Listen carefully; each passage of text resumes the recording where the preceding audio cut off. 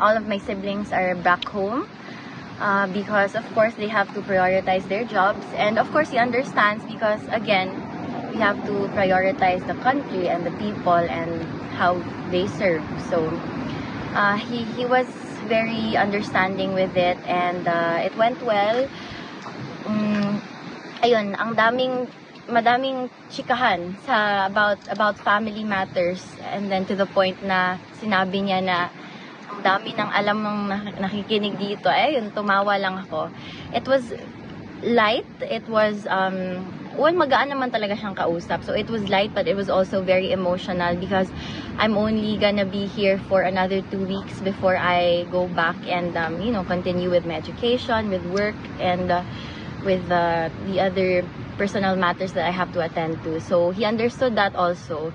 And then I told him he told me kasi na it's okay if you are lonely, you just go home to your Mama Hanilat and to Mira. But then I told him na, don't worry about me, I'm okay, my home is wherever you are. So, ayun, he smiled, he was happy to hear that. But he also reminded me that I do have to prioritize my responsibilities also because I have a life as a 21-year-old. And I said, yes, of course, in 2 weeks I will be back home. And then the rotation of visits from the different family members will continue as usual. So, ayun, we are just hoping for good news. So, in 2 weeks time when you leave, sino pong papalit? We're not sure pa, attorney, kasi ayun nga. That's why I heard that he was, kaya medyo, kanina I mentioned that it was an emotional visit because the guard told me that he was waiting all day for us yesterday. And of course I felt really guilty. I mean, yes, it was an honest miscommunication and just the lack of organization with the arrangements namin sa DU, but he understood naman, and he said it's okay, this will not last forever and I am okay, do not worry about me. So ayun, there has been a lot of miscommunication lang lately, but ayun, naayos na namin ngayon. That's why I was able to visit. And kagaya, nakita nila kanina na late na naman ng konti. So well, I had to explain to him also that my classes was until almost 7 a.m. this morning. So I slept at 7 a.m., woke up at 12 p.m. and then I had to rush here. So good naman na inaalaw kayo na online. For now, it's online talaga because of the situation in the Philippines, The rain and flooding. Sana yung nila, bakit ganun yung...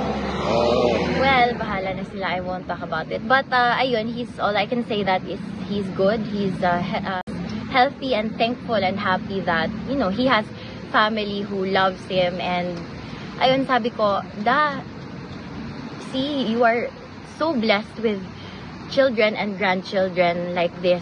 Kasi tingnan mo ngayon na matanda ka na ganito.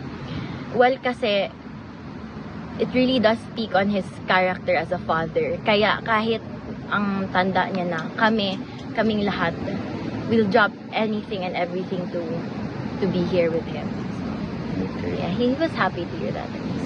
So he's okay. Tatay Digong is okay. I was worried, of course, but he looked okay. Hindi siya mukhang stressed,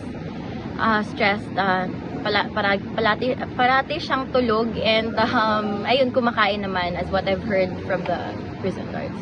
Namimiss niya masahin ni Kongkulo.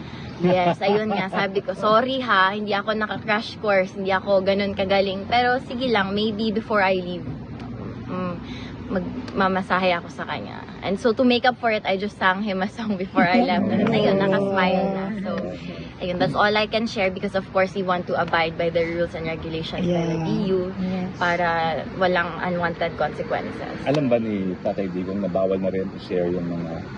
I don't think so, but he did ask if there were still people here, and I said yes, everyone's waiting for you. It's been 5 months, but everyone's just waiting for you to come home. Yes.